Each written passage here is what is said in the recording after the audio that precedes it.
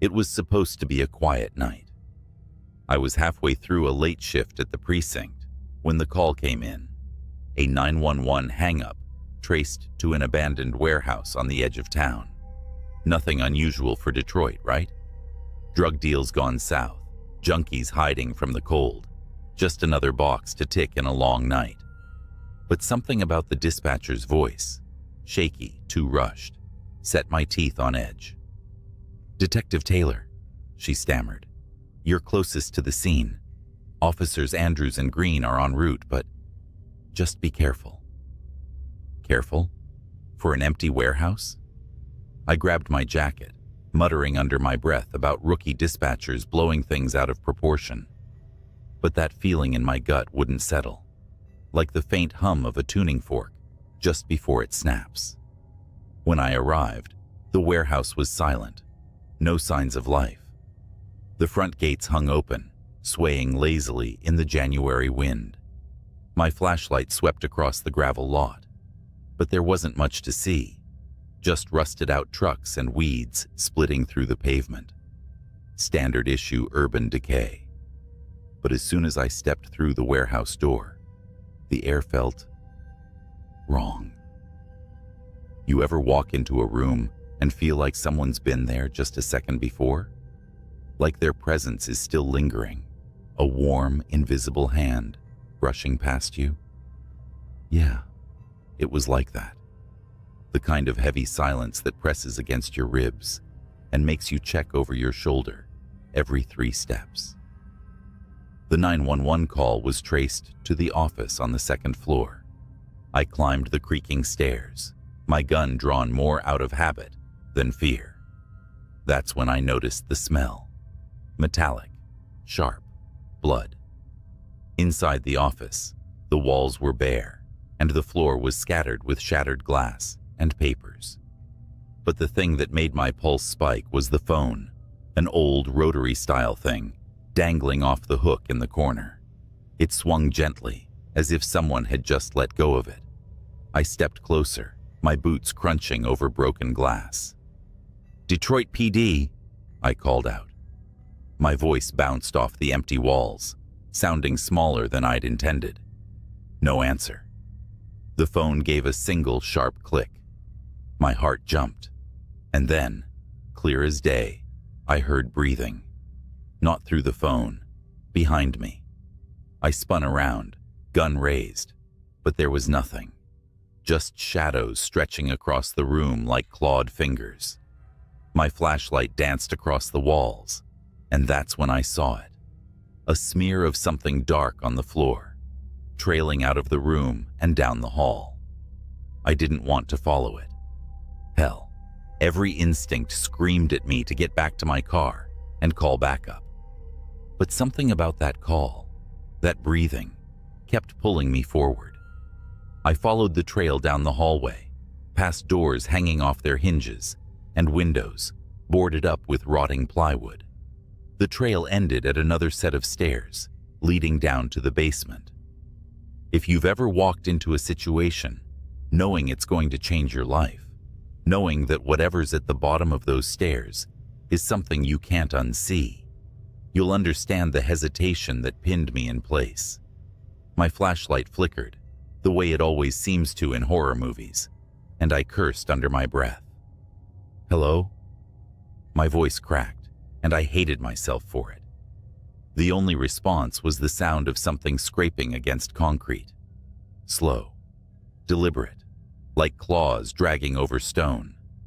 I gripped the railing and started down, one step at a time, my heart pounding loud enough to drown out the sound of my own breathing. The air grew colder with every step, and the smell, blood and something worse, like meat left to rot in the sun, made my stomach churn. At the bottom of the stairs, I found the source of the trail, a pool of blood, spreading from the middle of the floor. Above it, suspended from the ceiling by thick, rusted chains, was a man. His head hung limp, his body a mass of cuts and bruises. He wasn't breathing.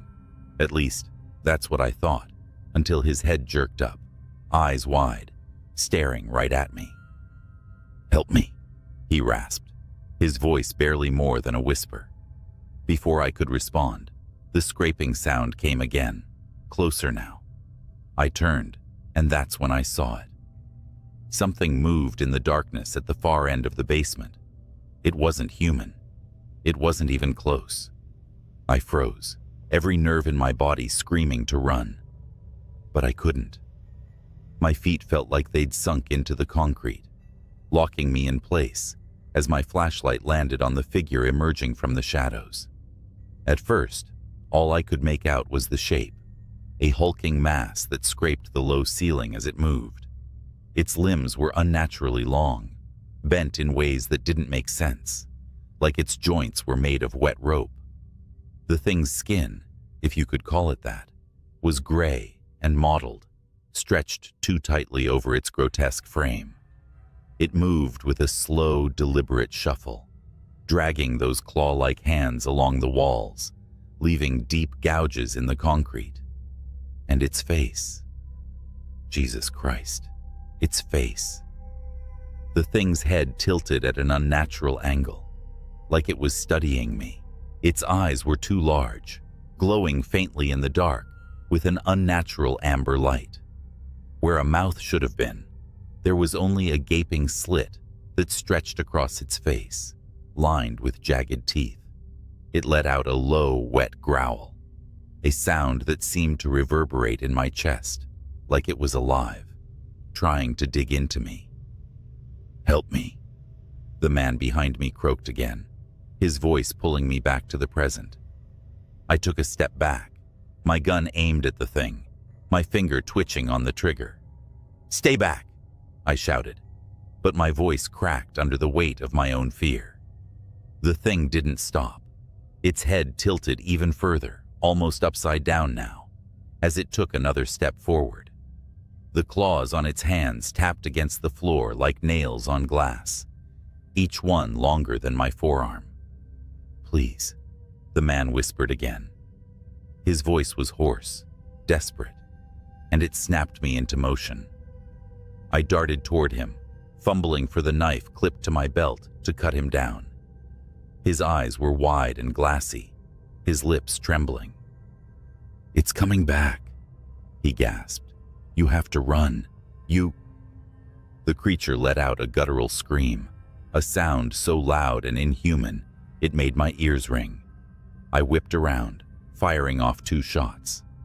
The gun's flash illuminated the creature in horrifying detail, its skin glistening with some kind of viscous fluid, its teeth clicking together like it was salivating. The bullets hit it square in the chest, but the thing barely flinched. It didn't bleed, didn't stagger. It just kept coming. And then it lunged. I dove to the side, narrowly avoiding the swipe of its claws as they tore through the air where I'd been standing. The wall behind me exploded in a shower of dust and concrete as its hand smashed into it. I scrambled to my feet, my flashlight skittering across the floor. "Get me down!" the man screamed, his voice raw with panic. I didn't think. I slashed at the chains holding him up, praying they weren't as sturdy as they looked. The first one snapped, then the second, and the man crumpled to the floor like a rag doll. The creature turned toward us, its glowing eyes narrowing. It let out a sharp clicking sound that made my skin crawl. "Move!" I shouted, grabbing the man under the arm and hauling him to his feet. He could barely stand, but adrenaline, or terror, kept him upright as we stumbled toward the stairs. The thing roared again, the sound echoing so loudly I thought my head would split open. I didn't look back. I couldn't. I dragged the man up the stairs, every step feeling like it took an eternity. As we reached the top, the creature slammed into the staircase behind us, shaking the entire structure. I felt the steel railings vibrate under my hand as I shoved the man through the doorway and into the warehouse. "Go, go, go!" I screamed, practically shoving him toward the exit.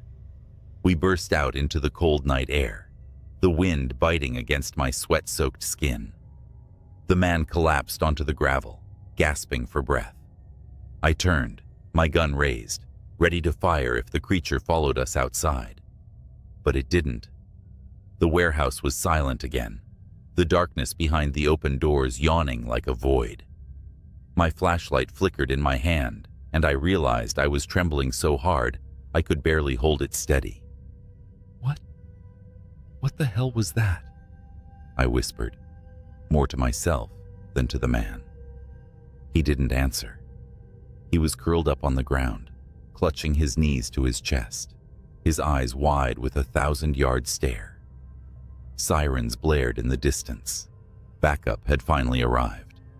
The responding officers found nothing in the basement. No blood, no chains, no creature, just an empty room. They looked at me like I was crazy, and I didn't blame them. But the man, he wasn't on the report. By the time the paramedics arrived, he was gone. No one had seen him leave. I tried to forget about it. Tried to convince myself it was just a bad night, a trick of the light, a hallucination brought on by stress and exhaustion. But sometimes, late at night, I hear that clicking sound in my dreams. And sometimes, when I close my eyes, I see those glowing amber eyes staring back at me. I was sitting in my car, waiting for my night shift to begin, when the radio crackled to life. All units 10 to 32, possible 187, 5th and Carter, proceed with caution. A murder. Not the first call like this, but something about the dispatcher's voice felt off, like she didn't even want to say the words out loud. I glanced at the clock on the dashboard. 11:47 p.m. It was raining, the kind of heavy rain that blurred streetlights into glowing, ghostly orbs. My partner, Officer Taylor, was running late. When I pulled up to the scene, the first thing I noticed was the lack of bystanders. Downtown was never completely deserted, not even at night. But here, it was like the entire block had decided to disappear. The street was eerily quiet. A single patrol car was parked near an alley. Its lights painted the walls red and blue in rhythmic, dizzying flashes. Officer Ramirez was already there, standing just outside the tape. She didn't look up when I approached. "What's the situation?" I asked, expecting the usual rundown. She didn't answer. Her eyes were fixed on something in the alley, her face pale and rigid. "Ramirez?" I said again, louder. She finally turned, and the expression she gave me made my stomach sink. It wasn't shock. It was fear. Deep, primal fear. "You need to see this," she muttered, her voice trembling. I followed her past the yellow tape and into the alley. The first thing that hit me was the smell, metallic, like blood, mixed with something sharp and chemical. Then I saw the body, or what was left of it. The victim was a man, mid-30s, dressed in a suit. But his body was wrong. His limbs were contorted, like a puppet with its strings cut. His head was twisted unnaturally to the side, and there were deep, clean slashes across his chest. Too clean, like they'd been made with a surgical blade. But that wasn't the worst part. Above him, on the brick wall, was a message scrawled in what looked like blood. "Do not follow." It wasn't the words that made me step back. It was how they looked. The letters shimmered, as if they were alive, shifting under the faint light of the street lamp. "Where's the ME?" I asked, trying to keep my voice steady. "They won't come," Ramirez said quietly. "What do you mean they won't come?" She didn't answer. Instead, she handed me a body cam. This was found next to him. I hesitated before pressing play. The footage was shaky, the sound distorted by heavy breathing and muffled whispers. Whoever was holding the camera was running through the alley. Then the whispers got louder. They weren't English. Hell, I wasn't even sure they were words. Just sounds, clicking, hissing, almost insect-like. The person stopped running and turned the camera toward the street. That's when I saw it. A figure standing in the middle of the intersection. Tall, too tall to be human, with unnaturally long limbs and a head that seemed to tilt in impossible angles. Its face, or what I assumed was its face, was smooth, featureless, like wet clay. The camera operator started screaming, the sound rising into a distorted static as the figure turned toward them. The footage cut to black. I looked up at Ramirez. "This is a joke, right? A prank?" Her face told me it wasn't.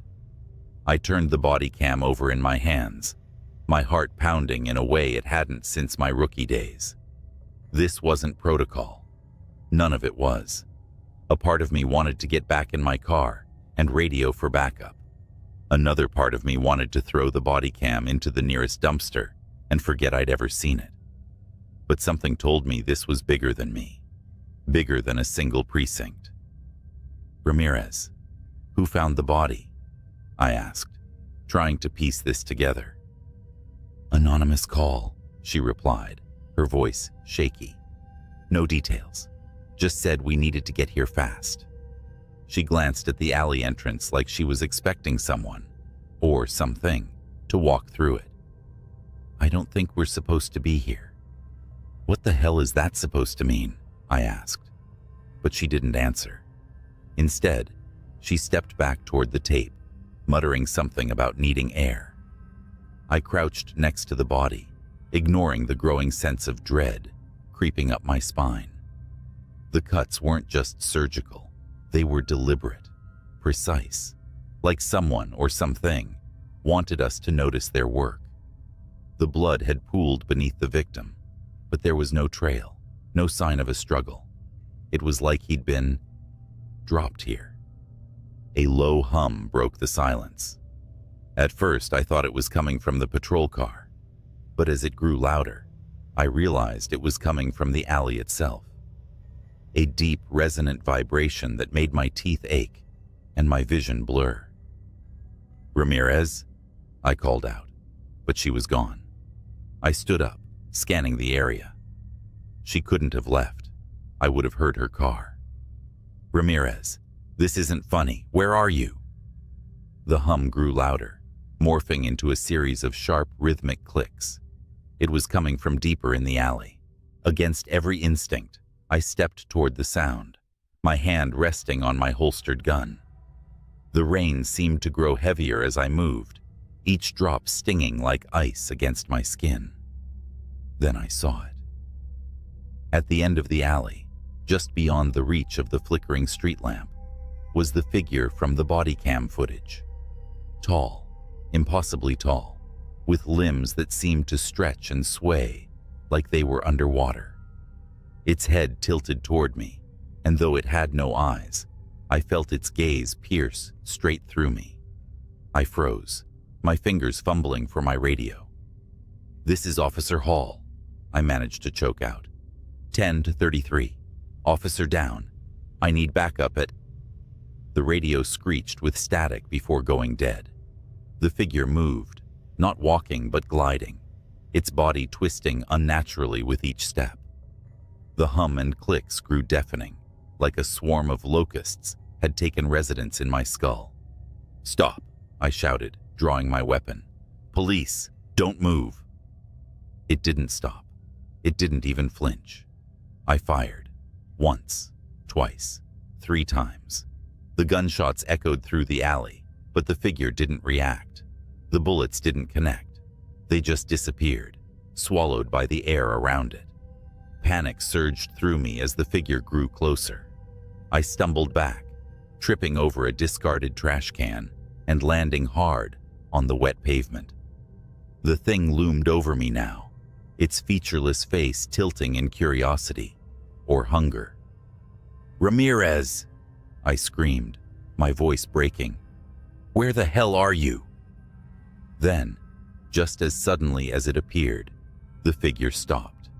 It tilted its head one last time before dissolving into the rain, its body unraveling like smoke in the wind.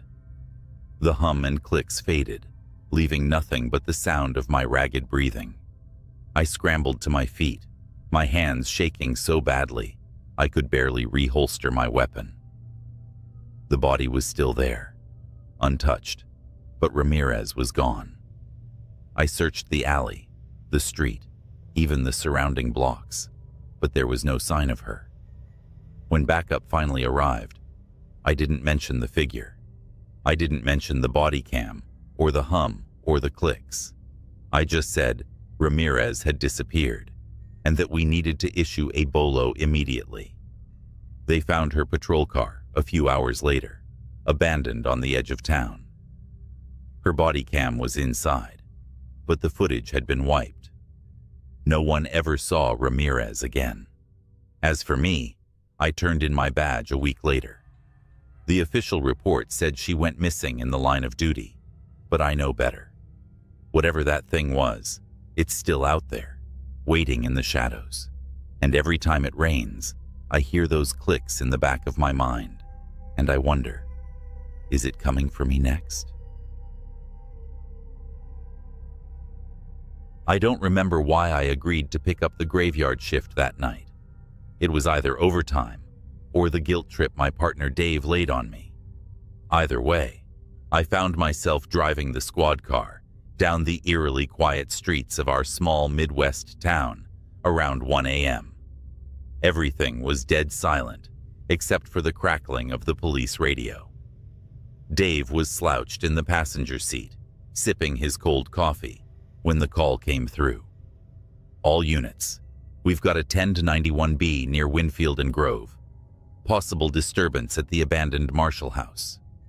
Dave and I exchanged a glance. The Marshall House? That place was infamous in town. Burned out old mansion, rotting at the edges of a forest. Local kids whispered about it being haunted, and even adults avoided the place after dark. Dave chuckled nervously. "You believe in ghosts, Tucker?" I rolled my eyes, though my grip on the wheel tightened. "You scared of a little old wooden brick, Dave?" "Yeah, well, you'll see." When we pulled up, the first thing I noticed was how wrong the air felt. Not just cold, but heavy, like it was sitting on my chest. The place loomed over us, a shadow against the moonlight, its broken windows like jagged teeth. We stepped out of the car, flashlights in hand, the crunch of gravel underfoot sounding unnaturally loud in the silence. The front yard of the Marshall House was overgrown with weeds and scattered with debris. The house itself was worse up close. Wooden boards warped and twisted, the faint smell of mildew hanging in the air. Dave muttered under his breath, "This place should have been bulldozed years ago." We climbed the rotting steps to the front door, which hung slightly ajar, creaking softly in the breeze. I radioed in. Unit 3 to 5 responding to the 10-91B at Marshall House. No sign of movement yet. Proceeding to investigate. As we pushed the door open, a cold draft hit us. The inside was a mess. Graffiti scrawled across the peeling walls.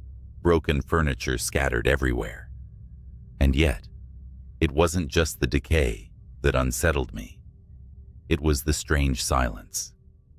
No creaks, no scurrying rodents, nothing. The radio crackled suddenly, loud enough to make Dave jump. "Unit 3 of 5, any updates?" I grabbed my radio, suppressing a curse. "Still investigating, dispatch. Stand by." Dave flashed his light toward the stairs. "Let's check up there. These calls are always some dumb kids playing ghost hunter." We moved cautiously, our boots echoing on the creaking floorboards. Halfway up, I paused. "Wait," I whispered. Dave stopped, confused. "What?" I pointed my flashlight down the hall. The beam illuminated what looked like faint, wet footprints, barefoot, leading from the top of the stairs to the farthest room on the left. We exchanged a look, neither of us saying it, but we both knew. No kids had been in here long enough to leave fresh, wet prints. "Let's clear it," I said, my voice steadier than I felt. We followed the trail, the hallway feeling tighter with every step. As we neared the door, I caught a faint noise, soft, rhythmic tapping, like someone drumming their fingers on a table. Dave mouthed to me, "Ready?" I nodded. He pushed the door open, gun drawn, and I shone my light inside. At first glance, the room seemed empty, a shattered bed frame, rotting floorboards. But then my flashlight caught movement in the corner. It was a woman. She was crouched, facing the wall, her long black hair matted and sticking to her pale, damp skin. She was rocking back and forth, tapping her fingers against the wall. Her fingernails were broken, bleeding, leaving streaks of red on the peeling paint. "Ma'am," I called out, my voice wavering slightly. "We're with the police. Are you hurt?" She froze. The tapping stopped. Slowly, she turned her head to face us, and my stomach dropped. Her eyes were completely black. No whites, no pupils, just endless voids that seemed to suck the light from my flashlight. Her mouth twisted into a grotesque grin, too wide for her face, and she whispered, "He's here." Before I could react, the floor beneath her collapsed with a deafening crash. She vanished into the darkness below. "Shit!" Dave yelled, rushing toward the hole. I grabbed his arm. "Wait! You don't know what's down there." But it was too late. From below, a deep guttural growl rose, so inhuman it made my skin crawl.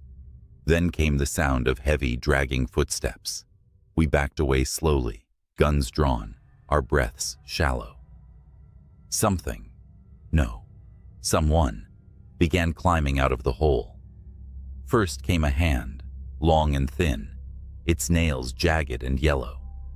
Then a head emerged, but it wasn't the woman. It was a man, or what was left of one. His face was stretched and pale, his mouth filled with rows of jagged, shark-like teeth. He crawled out of the hole on all fours, his movements jerky and unnatural, like a puppet on broken strings. Back up, I shouted.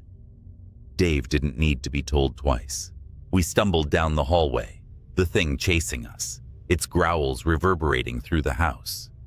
We reached the stairs, but as I turned to run, I saw Dave trip. His flashlight clattered to the ground. "Tucker!" he screamed, scrambling to get up. I turned back, firing blindly at the thing. It shrieked, a horrible, high-pitched wail that made my ears ring. But it didn't stop. It lunged at Dave, and I grabbed his arm, yanking him to his feet. Together, we barreled down the stairs and out the front door, slamming it shut behind us. We didn't stop running until we were back at the squad car. I radioed in, gasping for breath. "Unit 3 of 5, requesting immediate backup at the Marshall House. Possible 1080. Suspect is armed and dangerous." "Copy, Unit 3 to 5, dispatch replied. "Backup en route." We sat in the car, our eyes glued to the house. But nothing came out. No woman, no man, no monster. Just silence.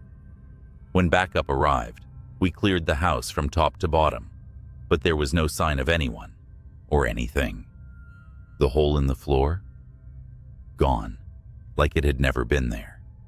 The only evidence we found were the faint, wet footprints leading to the room upstairs. Dave and I filed our report, but no one believed us. "Hallucinations," they said, "stress-induced panic." But I know what I saw, and sometimes, when I drive past the Marshall House on patrol, I swear I see her, standing in the upstairs window, her black eyes watching, waiting. Don't ever take the graveyard shift. Not here, not in this town. Any other. A dispatch about a disturbance on Lincoln Avenue, a rundown stretch of road I've driven 1,000 times. Routine, I thought. But nothing about that night would be routine. I'm an officer, and my job is to answer calls, no matter how bizarre they might sound. The caller reported screams, frantic footsteps, and what they described as shadows chasing shadows. Dispatch didn't think it sounded credible, but they sent me anyway. Pulling onto Lincoln Avenue at 3 a.m., I slowed to a crawl. The street was empty, the kind of silence that presses on your ears until you swear you're hearing whispers. My patrol car's headlights cut through the night, bouncing off the cracked windows of old shops and boarded-up buildings. Then I saw her, a woman sprinting down the middle of the street. She was barefoot, wearing a torn dress, her face twisted in sheer terror. I rolled down my window to call out to her, but before I could, she stopped dead in her tracks, her neck snapping around like she'd heard something I couldn't. She screamed, and that's when I saw it, something moving behind her. But there was nothing there, not at first. I jumped out of the car, flashlight in hand, and yelled for her to stop. She ran toward me, sobbing, begging for help. Her words were a jumbled mess, but I caught bits and pieces. It's coming, invisible. It touched me. Suddenly, she was lifted off the ground. No hands, no wires, nothing. Just her body, rising like a marionette. Her feet dangled in the air as her screams turned to choking gasps. My instinct was to run to her, but my feet wouldn't move. It was like the air around me had turned solid. I could only watch as her body twisted unnaturally, her arms and legs contorting in directions they shouldn't go. Then, her head snapped. She fell to the pavement in a heap, lifeless. The silence returned, thick and heavy. My radio crackled with static, but no voices came through. I approached her cautiously, flashlight shaking in my grip. Her wide, glassy eyes stared up at me, mouth frozen, mid-scream. There were bruises around her neck, bruises that didn't look like they came from human hands. I called for backup, but deep down, I knew no one would believe what I just saw. As I waited, something caught my eye, a shimmer in the air, like heat waves rising off asphalt. It hovered where the woman had been lifted. My heart pounded as I reached for my gun. The shimmer moved toward me, slow and deliberate. I fired. The bullet hit something. The shimmer flared, twisting like a living thing in pain, then vanished. But the air didn't feel any lighter. Whatever was out there, I knew it wasn't gone. When backup arrived, I didn't tell them everything, just that I found her like that. The official report chalked it up to a hit and run, the case marked unsolved. But I couldn't let it go. That was the night I learned about the Tartarus Archive. But that's a story for another time. For now, just remember, not everything you see on Lincoln Avenue is real, and some things you don't see are more real than you'd like to believe. Weeks passed, but the image of that woman's body didn't leave me. Every night, I drove down Lincoln Avenue on my patrol, scanning for something, anything, to make sense of what happened. But the street stayed empty, a scar on the city's map. I became obsessed. I started digging through old police files, hoping for patterns. Reports of disappearances on Lincoln Avenue dated back decades. Most were written off as runaways, accidents, or unexplainable events buried under paperwork. But some officers, those who worked late shifts on the avenue, had left chilling notes in the margins of reports. Felt watched, couldn't see anything, but it was there. I tried to share my concerns with my partner, but he brushed it off. "Don't go looking for ghosts," he said. But I couldn't stop. One night, my obsession nearly killed me. I was parked on the avenue, engine off, windows cracked. It was quiet, too quiet. Then, a sound, a faint hum, like static, but coming from nowhere. My skin prickled. I stepped out of the car, flashlight in hand, and looked around. That's when I saw the shimmer again. It was closer this time, less subtle. The air seemed to bend around it, distorting the empty street like a funhouse mirror. My gut screamed at me to get back in the car, but something about it was magnetic. Against all reason, I stepped closer. The shimmer moved. It was fast, darting down the street like a predator circling its prey. My flashlight flickered, then died. My gun felt useless in my holster. And then, I heard the whisper.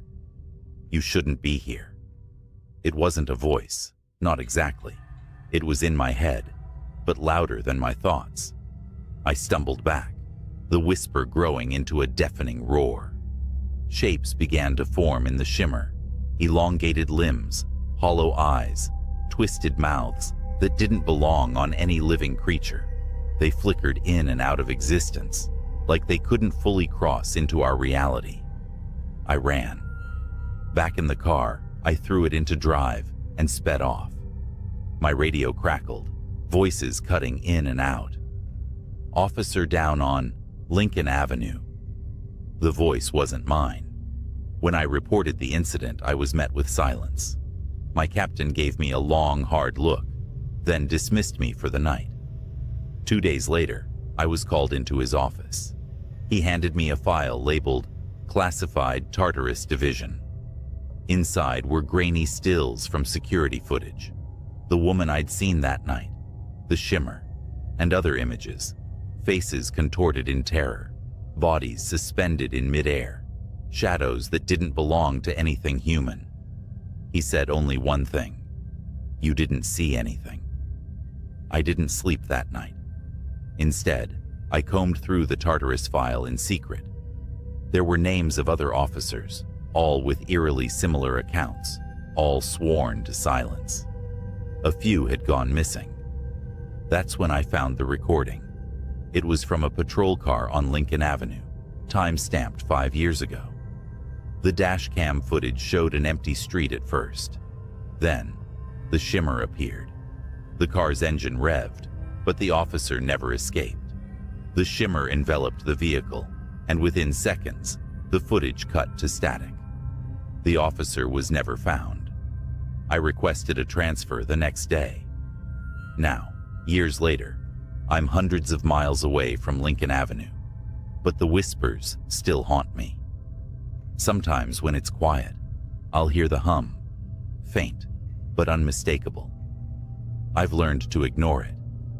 But if you ever find yourself driving down Lincoln Avenue late at night, and the air feels heavy, like it's pressing down on your chest, don't stop. Whatever you do, don't stop.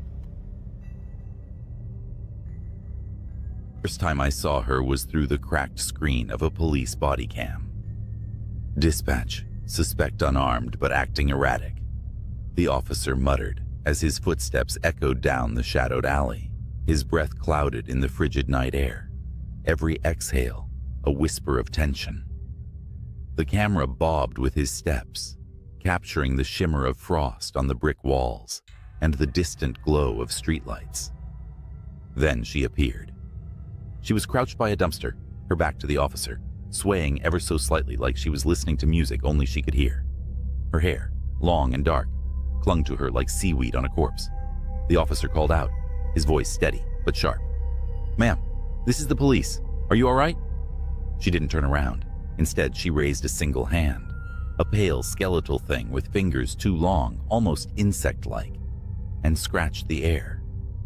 Slowly, methodically, like she was carving something unseen into the fabric of the night. "Ma'am," the officer repeated, more urgent now. He stepped closer, boots crunching on broken glass. That's when she moved. She didn't stand or turn around.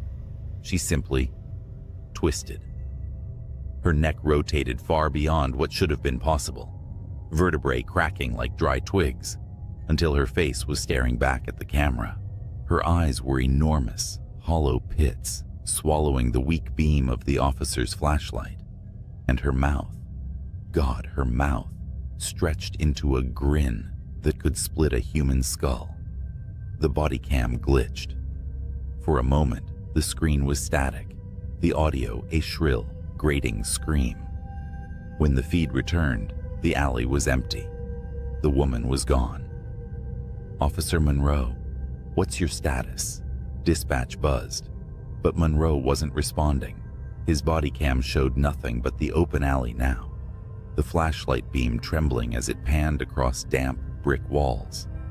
Then, with a wet, guttural crunch, the camera fell sideways. The last thing it captured before going dark was a streak of blood pooling into the frost. I shouldn't have seen that footage, but I did. And now she's found me. For 3 days after seeing that footage, I couldn't sleep. Every creak of my apartment, every shadow caught in the corner of my eye felt alive, as if it carried the echo of her grin. Monroe's body was never found. The official report chalked it up to gang violence in the area, but I knew better.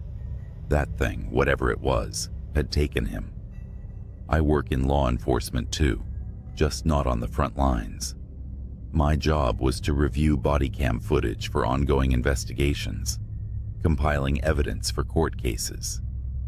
After Monroe's footage, I told myself I'd misinterpreted what I saw.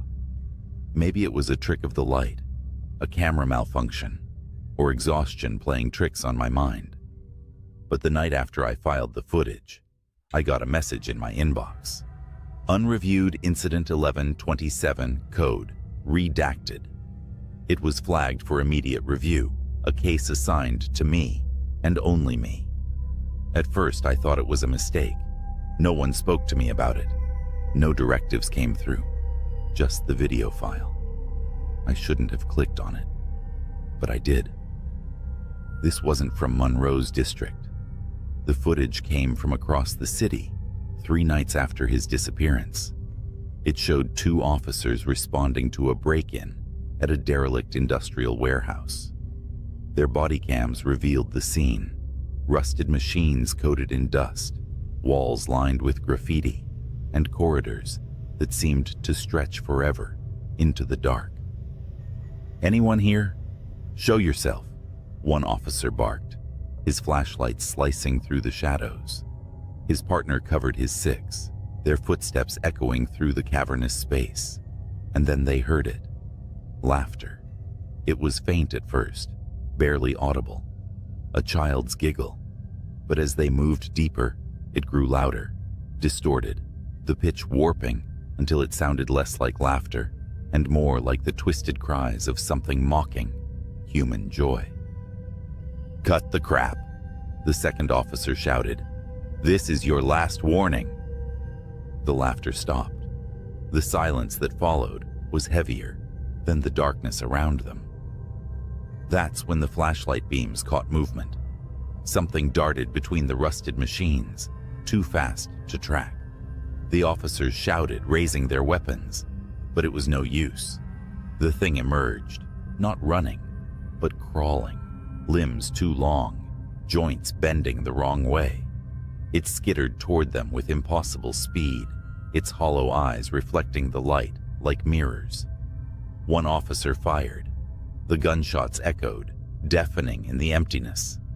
The creature stopped, crouched on all fours, and cocked its head. It didn't bleed. It didn't fall.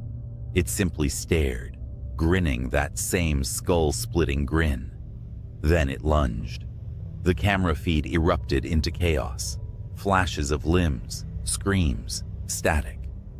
The footage ended abruptly. I shut my laptop, heart pounding. My apartment felt suffocatingly quiet. Too quiet. And then I heard it. A faint scratching noise.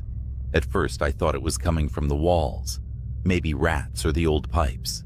But as I sat there frozen, I realized it wasn't the walls. It was my window. I turned slowly. The blinds were drawn, but I could see the silhouette behind them. Something tall, with fingers too long, was tracing patterns in the glass. Slowly, methodically. I don't know how long I sat there, paralyzed, staring at that shadow. Minutes. Hours. Finally, I mustered the courage to reach for my phone. My fingers trembled as I dialed 911. 911? What's your emergency? There's someone outside my window, I whispered. Can you describe them? The scratching stopped. The blinds fluttered, as if touched by a faint breeze. Then slowly, they began to part. No, I stammered. No. Sir, are you there? Sir? It was her. That face. That impossible grin. Her hollow eyes bore into mine as she pressed her palms flat against the glass, her nails scraping in a slow, deliberate rhythm. She leaned closer, her grin widening, until the corners of her mouth began to tear. I dropped the phone. I don't remember what happened next. One moment I was in my living room. The next I was sprinting down the fire escape, barefoot and half-dressed, into the freezing night. I didn't stop until I reached the nearest precinct, pounding on the doors like a lunatic. When they finally let me in, I tried to explain what I'd seen, but no one believed me. The footage from Monroe's body cam, gone. The unreviewed file, deleted from the system. They pulled up my personnel file and flagged me for mental health evaluation. I quit the next day. Now I'm writing this from a motel on the edge of town, lights blazing, a chair propped against the door. I don't think it'll matter. Wherever I go, she'll find me. If you're reading this and you work with police footage, take my advice. Don't click on anything marked redacted. And if you ever hear laughter in the dark, run. Don't look back, because no matter how fast you run, she'll be faster. It was just past midnight when my phone buzzed. The caller ID flashed restricted, but something about the timing felt off. I was home alone, sprawled on the couch with a half-empty beer and some late-night TV reruns. The sound of the phone ringing in the quiet room was like a scream. I hesitated but answered anyway. Hello? A voice, frantic and low, whispered, "Are you home? Lock your doors. Now." I froze, every muscle in my body tightening. Who is this? The line clicked dead. Normally I'd brush it off as a prank call or some weirdo, but the tone, that panicked edge, stuck with me. I stood up, every creak of the floor making me flinch, and went to the front door. It was already locked, but I double-checked.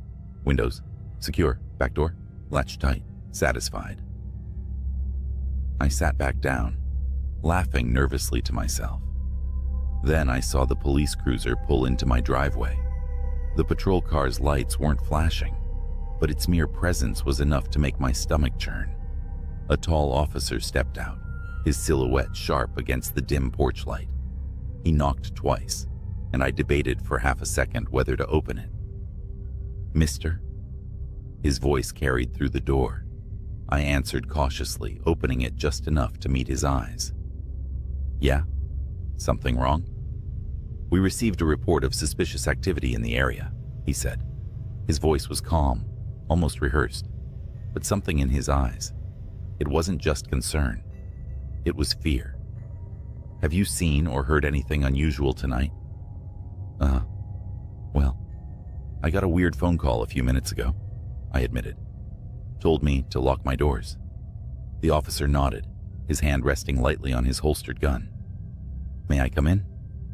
Something in me screamed not to let him, but he was a cop. What else could I do? "Yeah, sure." As soon as he stepped in, I noticed the tension in his shoulders. He was scanning the room like he expected someone or something to leap out at any moment. "What's this about?" I asked, trying to mask my growing unease.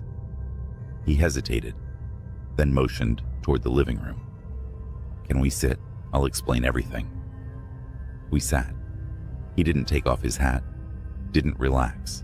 Instead, he leaned forward, resting his elbows on his knees, and lowered his voice. "There's been an incident nearby. I need to ask. Have you noticed anything strange in the past week? People following you? Strange vehicles parked outside?" My heart skipped a beat. "No, nothing like that. What kind of incident are we talking about?" He glanced toward the window, then back at me. "A break-in. But it's more complicated than that. The suspect might still be in the area. I felt the weight of his words settle like a lead blanket. Before I could press for details, the police radio clipped to his shoulder crackled to life. Unit 47, report. Suspect confirmed near Elm and 3rd. Proceed with caution. All units advised. The officer shot up, his hand immediately gripping his gun.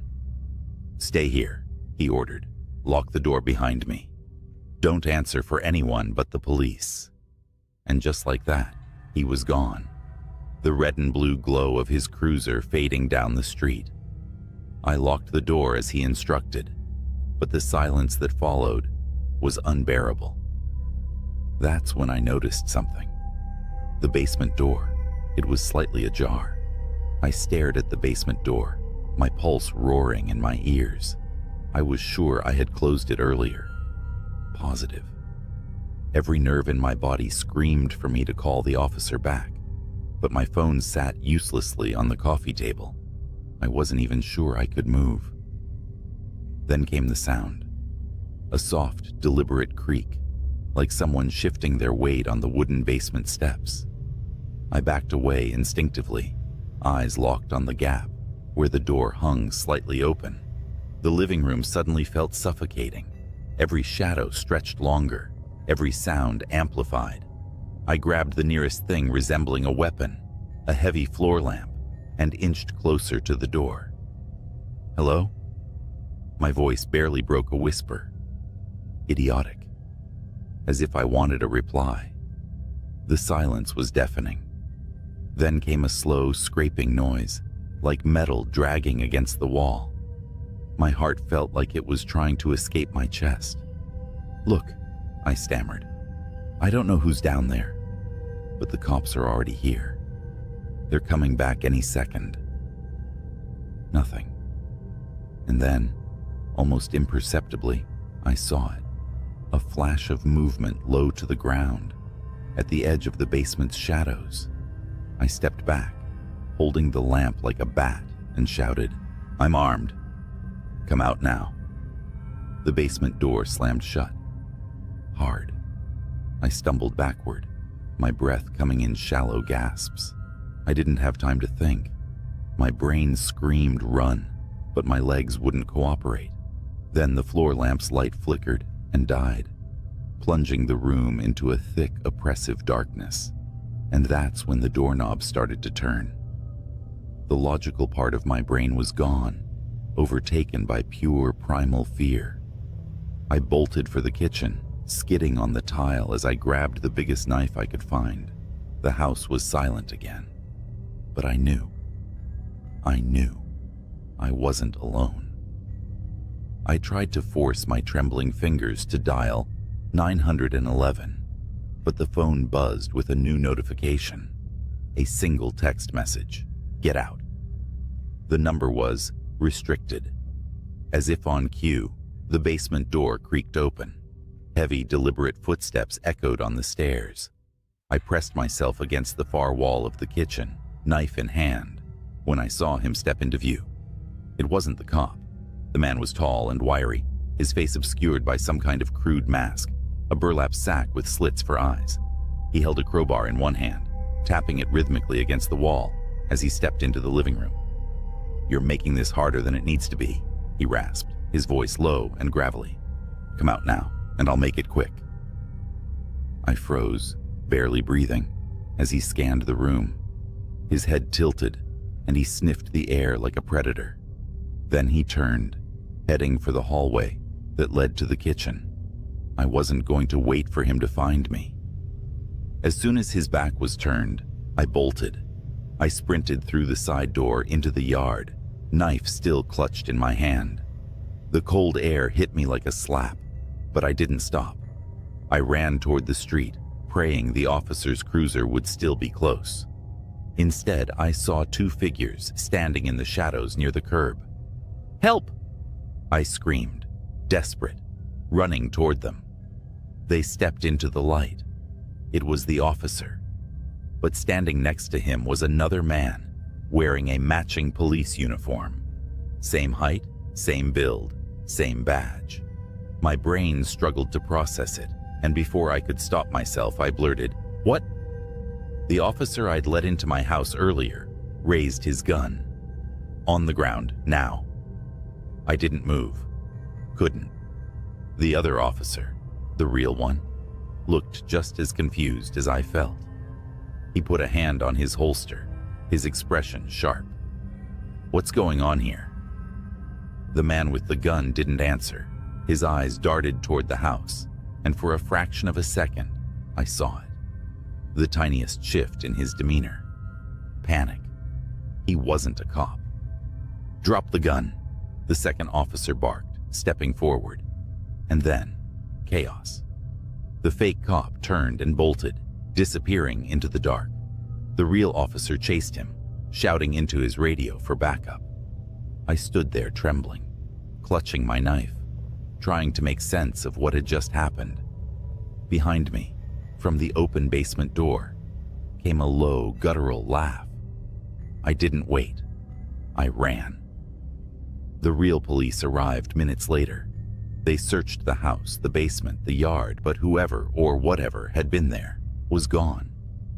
No fingerprints, no sign of forced entry. Nothing. The officer who'd chased the imposter returned, his face pale. He told me the man had vanished into the woods, leaving behind a discarded mask and the empty shell of a police cruiser. "That guy in your house?" the officer said, his voice grave. "He's been posing as law enforcement for months, breaking in, stalking people. You're lucky to be alive." Lucky.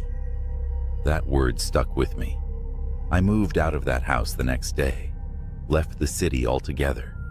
But every night I still wake up in a cold sweat, hearing the creak of the basement stairs. And sometimes, when my phone buzzes in the dark, I still see those words, "Get out." I didn't believe the warnings at first. I mean, who listens to whispers about a desolate highway anyway? But this wasn't just any road. It was Ridgeway Stretch, a winding path through the middle of nowhere. My night shift had just ended, and my brain was buzzing too much for a straight route home. Something about the idea of open roads under a pitch-black sky seemed soothing. I should have stayed on the main road. It started harmless enough. The hum of my car, the faint rhythm of late-night radio, and the vast emptiness stretching ahead. But something felt off. The moon, which had been full and bright, vanished behind clouds, plunging the world into a darkness so thick my headlights barely made a dent. Then I saw it. A figure on the side of the road, just standing there. I slowed down, debating whether to stop. They didn't wave, didn't move, just stood still like they were carved out of the darkness itself. Something about the way they leaned slightly forward felt wrong, like gravity was holding them in place unnaturally. My instinct screamed, "Keep driving." So I did. But as my car rolled past, the headlights flickered, and I swear I saw the figure twist its head to watch me. Only there were no eyes, just hollow pits. My chest tightened, and I floored the gas pedal. The car roared forward, the speedometer climbing past 70, but I couldn't shake the feeling that something was following me. The road felt endless, curving in ways it hadn't before, twisting like a serpent. My GPS blinked out, replacing my destination with static. That's when the radio crackled to life. A voice, low and distorted, seeped through the speakers. "You shouldn't have ignored me." I nearly swerved off the road as the voice hissed through the car's speakers. My heart pounded so hard, it felt like it was rattling my ribs. The radio wasn't even turned on. I'd switched it off minutes ago, fed up with static. But here it was, alive and taunting me. I tried to laugh it off, convincing myself it was just my mind playing tricks. Long shift, dark road, adrenaline. Classic ingredients for a good scare. That's all it was. At least, that's what I told myself until my headlights caught movement up ahead. Something darted across the road, low and fast, like an animal. I slammed the brakes hard, skidding to a stop. The silence afterward was deafening. My car idled in the middle of the stretch, headlights illuminating nothing but empty asphalt and the distant shimmer of mist. Then came the sound, a soft, rhythmic tapping. It wasn't coming from outside, it was coming from above. I froze, staring at the roof of the car. The tapping grew louder, sharper, like nails scratching at metal. My breath hitched as I glanced at the rearview mirror. The interior was pitch black, but for a moment, I thought I saw movement behind me, a subtle shift of a shadow that shouldn't have been there. Gripping the wheel tighter, I slammed the car into gear and sped off. The tapping stopped instantly, but the relief didn't last. My phone buzzed on the passenger seat. It was a text from a number I didn't recognize. Look in the mirror. I didn't want to. God help me, I didn't want to. But my eyes betrayed me, flickering up to the rear view. The shadow was back, but now it had form. A figure hunched low, its head almost brushing the roof. I couldn't make out its face, but I could feel it staring at me, the weight of its presence pressing down on my chest. No, I whispered, shaking my head, as if denying it could make it disappear. My foot pressed harder on the gas. The engine whined, the car shuddering as it hit 90, then 100. The road narrowed, trees closing in like a tunnel, their branches clawing at the sides of my car. The figure didn't move. It just sat there, its presence growing heavier with each passing second. Then, in a voice that sounded like rusted metal scraping glass, it whispered, "You can't outrun it." I screamed, swerving wildly. The car clipped something, a signpost or maybe a guardrail, and spun out. Time slowed as the world flipped. Metal groaned, glass shattered, and for a horrifying moment, I thought I was going to die. But I didn't. When the car finally stopped rolling, I was upside down, hanging by the seatbelt. Blood dripped from a gash on my forehead, my breaths shallow and rapid. The silence was suffocating. I fumbled with the buckle, crashing down onto the cracked windshield. Every muscle in my body screamed as I crawled out of the wreckage. The night was eerily calm. My car lay in a mangled heap, steam hissing from the engine. The road was gone. I wasn't on Ridgeway Stretch anymore. I wasn't anywhere. Around me was an endless expanse of fog, shifting like it was alive. Then I heard it, the crunch of footsteps on gravel. Slow, deliberate, growing closer. I turned, my legs trembling, and saw the figure emerge from the mist. It was tall and impossibly thin, its limbs too long, its head cocked at an unnatural angle. "What do you want?" I screamed, backing away. It didn't answer. Instead, it reached out with a hand that wasn't a hand. It was more like a claw, made of shadows. And then, it spoke. "You left the road. Now you belong to me." I woke up in my bed, gasping for air, drenched in sweat. The clock read 7:06 a.m. The morning sun filtered through the blinds, warm and familiar. It was just a nightmare, a terrible, vivid nightmare. But as I sat up, my body aching, I realized something was wrong. The clothes I was wearing were the same ones from the night before, torn and stained with blood. My car keys were still in my pocket, sticky with grime, and etched into the palm of my hand, as if burned there, were 3 words: "Don't come back." I haven't driven at night since, and if you're ever tempted to take Ridgeway Stretch for a shortcut, let me save you the trouble. Whatever's out there, it doesn't like visitors.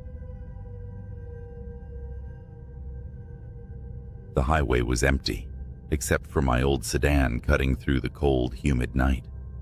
The yellow lines on the asphalt blurred as I sped up, my fingers tightening on the steering wheel. Every so often, my headlights would catch the silhouette of a road sign or an old skeletal tree, their shadows stretching and shrinking across the cracked pavement. I shouldn't have taken that detour. It started as a routine trip home. Work had bled into the late hours, and I'd left the office with nothing on my mind but getting back to bed. The regular route was closed, some roadwork or an accident. I didn't pay attention.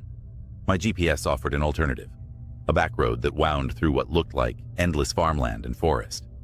At first, the dark quiet was soothing, almost peaceful. But then I noticed something unsettling, a shape in the rearview mirror, a light, faint at first, blinking intermittently far behind me. I slowed down, expecting it to vanish like a trick of the eye, but it didn't. It grew stronger, steadier, a single glaring white orb bouncing over the road, speeding closer. At the next intersection, I turned off without hesitation, tires screeching against the asphalt. The road narrowed, trees crowding in on either side, and the light disappeared. I let out a shaky breath. Probably just another driver, I told myself. A farmer or a trucker, out late. That's when the radio crackled. It was off. I was sure of it. Off and silent, like it had been all night. But now it hissed, faint voices slipping in and out of static. I glanced at the dashboard, confused, and almost didn't notice the figure in the road until it was too late. It appeared so suddenly, my chest tightened. A man stood directly in my path, his hand raised like he was signaling me to stop. I slammed the brakes, my car screeching to a halt. Heart pounding, I leaned forward, squinting into the darkness.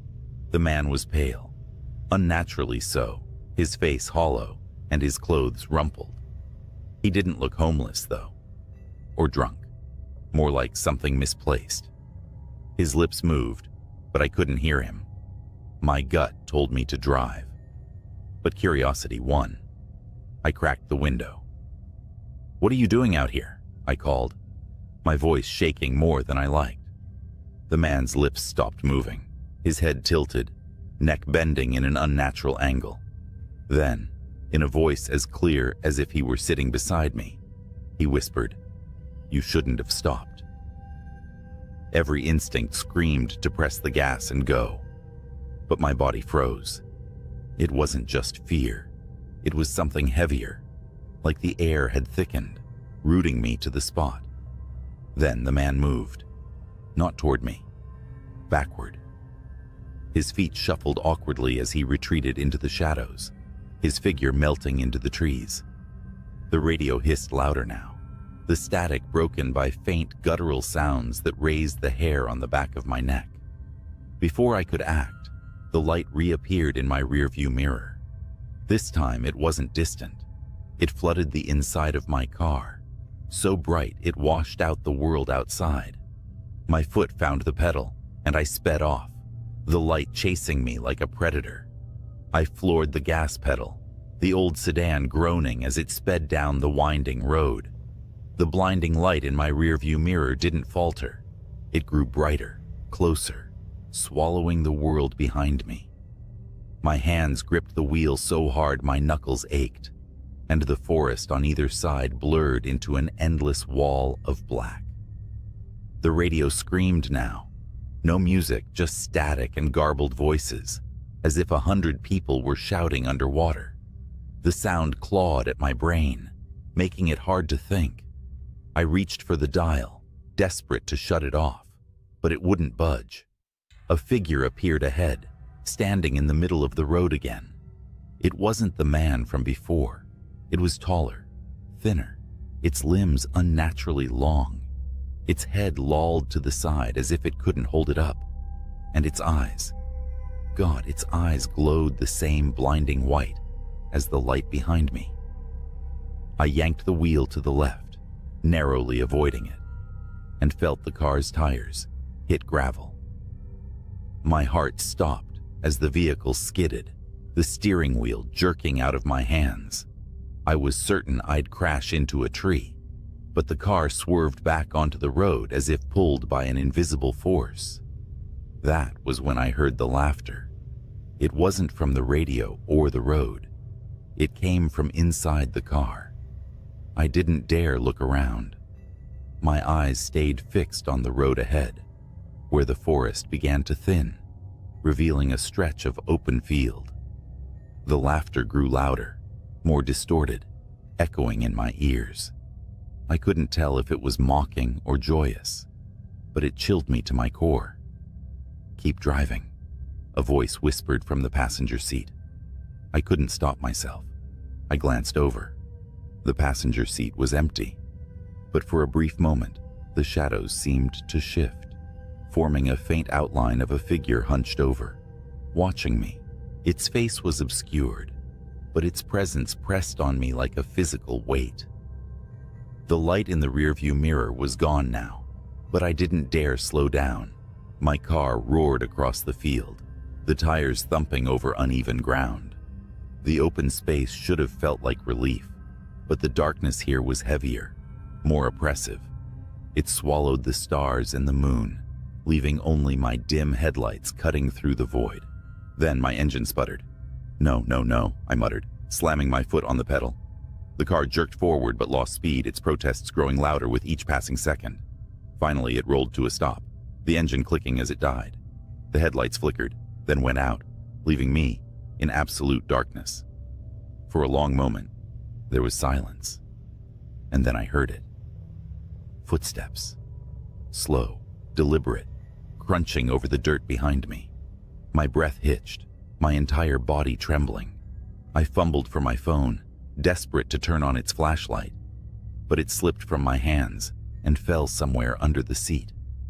The footsteps stopped. A faint glow appeared in the distance, the same orb of light I'd seen earlier. It hovered, pulsating like a heartbeat, and slowly began to move toward me. I scrambled out of the car, my legs weak, my body screaming to run, but unable to obey. The orb floated closer, illuminating the field in its eerie, shifting glow. And then I saw them.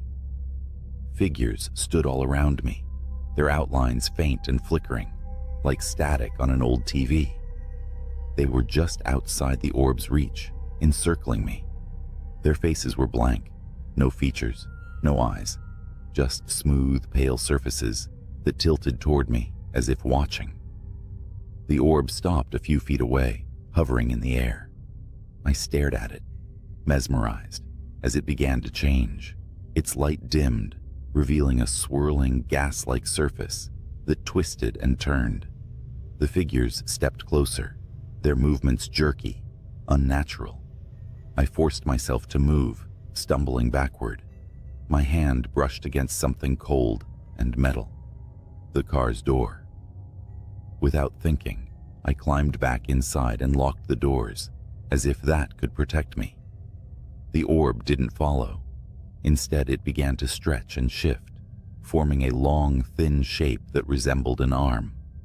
The limb extended toward the car, its fingers tapping gently on the windshield. Tap, tap, tap.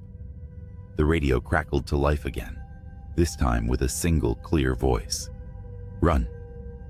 The orb exploded in a blinding flash of light, and I screamed, shielding my eyes. When I dared to look again, the figures were gone. The field was empty, silent, except for the faint hum of my engine sputtering back to life. I didn't question it. I slammed the car into gear and sped off, not caring where the road led, as long as it was away. The orb's glow lingered in my rearview mirror for miles, like a distant star, before finally fading into the night. I made it home just before dawn, my hands still trembling as I shut the door behind me. Sleep didn't come that morning, or the next night. I still see the orb sometimes, in the corner of my vision, when I'm driving alone, and I never ever take the back roads anymore. It's a quiet November night, and you're driving along a winding country road, the kind that feels endless, flanked by skeletal trees clawing at the dark sky. The kind of night where even the stars seem to shy away, leaving you under a dome of oppressive blackness. Your high beams carve a narrow path ahead, illuminating only the cold asphalt and the occasional reflector post. You weren't supposed to take this road, but the GPS rerouted you due to an accident on the interstate, and now you're here, on this godforsaken road, miles from anywhere. And then you see it, a figure. It's standing at the edge of the road, barely illuminated by your headlights. Instinctively, your foot eases off the accelerator. They're not waving you down, not signaling for help. They're just standing there, facing the road, facing you. Your brain tries to rationalize it. Maybe it's a stranded motorist, a jogger. But why here? Why now? The figure doesn't move. It's when you draw closer that the dread sets in. They're dressed in a coat far too light for the weather, their head hanging at an angle that makes your neck hurt just looking at it. You squint, heart hammering. Their face is obscured, shadowed, or maybe featureless. Your gut screams at you to keep driving. Just keep going. Don't stop. But something, some damnable magnetic pull, makes you slow down. You stop the car about 20 feet away. The figure doesn't react. It's as if they don't notice your car or don't care. You flick on your brights, flooding the road with light, and they're gone. No, not gone. Moved. You see them now, but they're off the road, deeper into the trees, standing just at the edge of the beam's reach, still as a statue watching. You don't know why, but you roll down the window just a crack. Maybe it's curiosity. Maybe it's that human instinct to do the worst possible thing in a dangerous situation. Your voice feels small in the yawning silence. Hey, you need help? No response. The figure doesn't move, but the trees behind them sway slightly in the wind, or at least you think it's the wind. It's hard to tell because you hear nothing. No rustle of leaves, no distant hum of crickets, just the engine's low growl and your own breathing, sharp and uneven. You start to second-guess yourself. Maybe you imagined them moving off the road. Maybe your tired brain is playing tricks. But then your headlights flicker. Not off, not entirely, but enough to make your stomach drop. The beams dim for a split second, and when they come back, the figure is closer. Much closer. They're at the edge of the ditch now, their face, or the void where their face should be, angled directly at you. Your chest tightens as you realize you can't make out any features. No eyes, no mouth. Just a smooth expanse of pale skin. And then you notice something else. Their hands. Long. Wrong. Like talons, hanging just a little too low, the fingers unnaturally thin and curling slightly, as if they're waiting to grasp something. Your survival instincts kick in. You slam the window shut and put the car in gear. You're not staying here. Not tonight. Not for anyone or anything. The tires screech as you take off, but as the car lurches forward, you feel a weight, a pressure, like someone's holding the back of the car, the rear view mirror. You know you shouldn't look, but your eyes dart to it anyway, and they're there, perched on the trunk, their hands splayed out against the glass, fingers stretching impossibly long. They're still featureless, but you swear you can feel them looking at you. Through you. You scream and stomp the gas. The car roars, the tires find grip, and for a second, you think you're free. The figure slides off the back, disappearing into the dark road behind you. Relief washes over you in a cold wave, but then something taps the window. Once, twice, a rhythmic knock, deliberate and unhurried. It's coming from the passenger side. You whip your head around. The figure is sitting in the seat beside you, impossibly calm, hands resting on their knees like they've been there the whole time. The inside of the car reeks now, like wet earth and decay. You don't even think. You wrench the wheel to the side. The car fishtails, and you barely manage to keep it from rolling as it screeches to a halt in the middle of the road.